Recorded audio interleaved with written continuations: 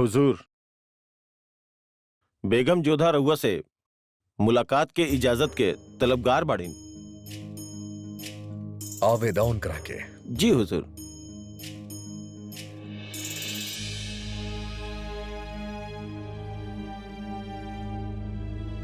कहीं सबसे पहले इस समय आपके कष्ट देवे खातिर क्षमा चाहत बानी, पर हमसे रहल ना गई। अम्मी जान ईश्वर से जो कामना कईनी हा ओकरे बारे में सोच के हमके कष्ट हो रहल बा। कितना दूर बा आगरा से अजमेर। हम जाना तानी और समझत भी बानी। यदि आप समझेले तो आपके फिर से समझाए की आवश्यकता काहे पड़ेगी। हम ना चाहतानी कि हमनी के कारण अम्मी जान के कष्ट सहे के पड़े। पर हम उनके मना कैले रहनी ना। आपके नाम में वो बल ना रहे जे उनके प्रण में रहे। एक बार अपन बात पे बल दे के उनके समझावे के प्रयास काहे ना कईनी आप। तकाब हमके आप से सीखे के पड़ी कि हम अम्मी जान के साथ कैसे पेश आए। हर प्रश्न के उत्तर प्रश्न ना हो खेला शहंशाह, कई बार उत्तर भी देवे के हो खेला। बताई कैसे मनही आप अम्मी जान के वो अपन हट त्याग दे।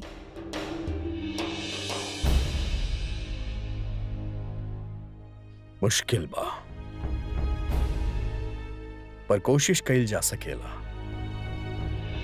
अम्मी जान के अजमेर शरीफ पैदल जाए के रोके से एक तरीका बा, पर ओमे हमके आपके मदद के जरूरत बा। कैसन सहायता? आपके वालिदैन के सामने हम झूठा नाटक करके आपके बात ऊपर रखे रहली। अब आपके बारी बा। हमार अम्मी जान के सुकून के खातिर आपके एगो नाटक करे के पड़ी। कैसन नाटक? पर पहले आप ही कहीं कि आप ही नाटक के करे से मना ना करब। अगर आपके अम्मी जान के इतना ही फिक्र हा तो आपके ही नाटक करे के पड़ी। कसम खाई कि आप ही नाटक के करे से मना ना करब।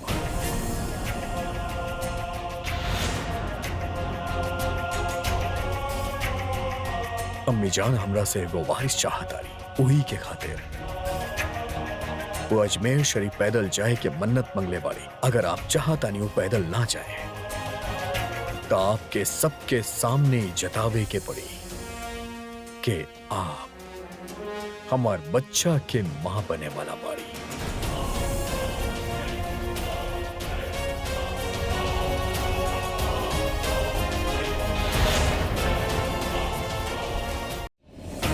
अम्मी जान हमरा से एगो वारिस चाहता है, उही के खातिर वो अजमेर शरीफ पैदल जाए के मन्नत मंगले वाली। अगर आप चाहता नहीं वो पैदल ना जाए तो आपके सबके सामने जतावे के पड़ी कि आप हमार बच्चा के मां बने वाला बाड़ी।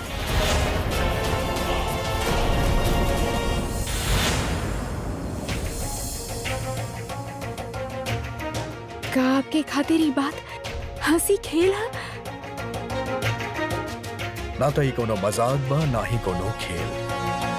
आपके वालिदैन के सुकून के खातिर हम झूठ बोलने रहनी। अब का आप हमार वालता के सुकून के खातिर ई बात करे खातिर तैयार बानी के आप हमके वारिस देवे वाला बानी। ना, ई संभव ना हो।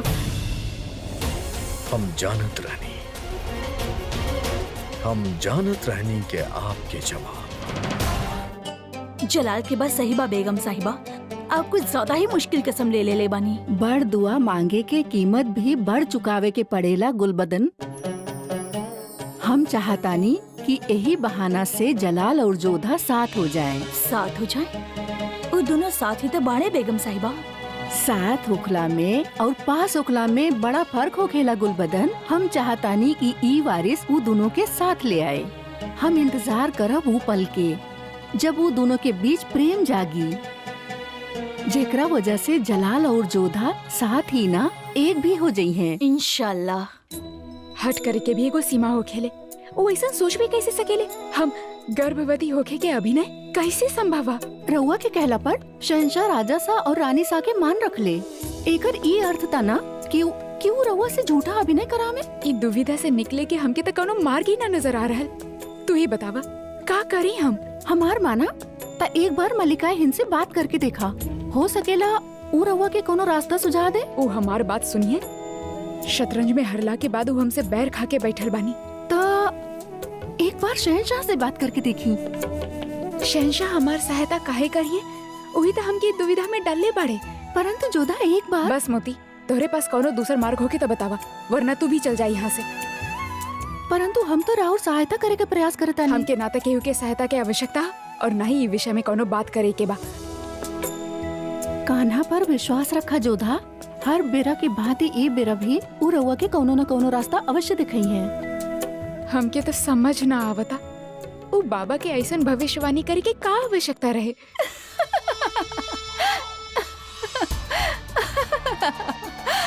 लगातार फकीर साहब जज्बात में बह गए। मुगल सल्तनत के वारिस वो भी जोधा बेगम के जरिए जेकरे छुअल त दूर एक आंख देख भी न सकेले जलाल, वो मुगल सल्तनत के वारिस दी। ठीक बा, देखा तानी कि बिना जलाल के कौन करिश्मा से जोधा बेगम मुगल सल्तनत के वारिस पैदा करी हैं। कोनो चमत्कार करी कान्हा,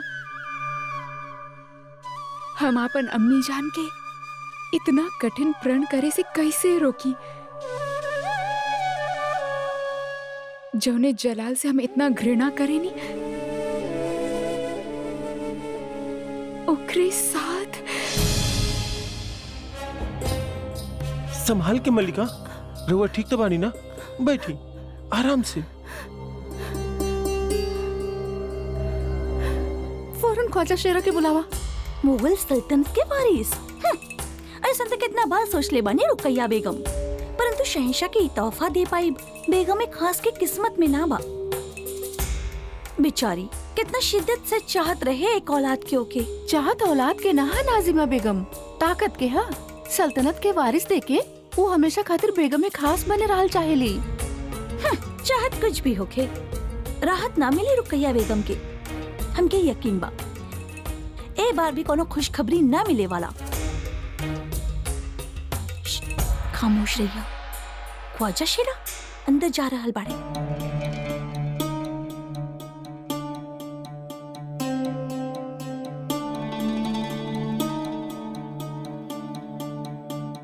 हम जाना तानी रउआ फिर से उहे कही है जे हम ना सुने चाहेली, मगर फिर भी दिल में एगो तमन्ना है कि जलाल के इस सल्तनत के वारिस दे सकी। तब फेरे बांधी के बख्शीश नजर करी मल्लिका आलिया, आपके मुराद ए बार पूरा होखी। का कहानी रहुआ? ये कि खुदा आपके सुन ले, जल्द ही आप सल्तनत के वारिस शहंशाह के नजर करी हैं। आप माँ बने वाला बानी। हम सुनी ना, फिर से कहीं। आप माँ बने वाला बानी हुजूर। शहंशाह के वारिस ये दुनिया में आवे वाला बा। आपके अम्मी जान कह के पुकारे वाला जल्दी आपके गोद में होके मल्लिका आलिया। मुबारक होके, मुबारक होके, मुबारक होके मल्लिका आलिया।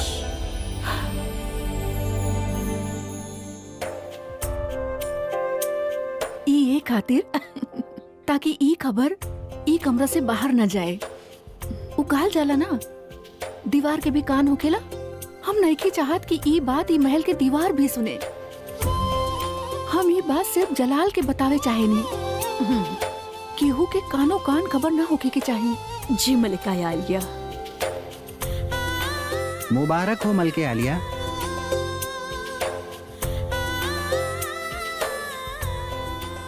या खुदा, तहार लाख लाख शुक्र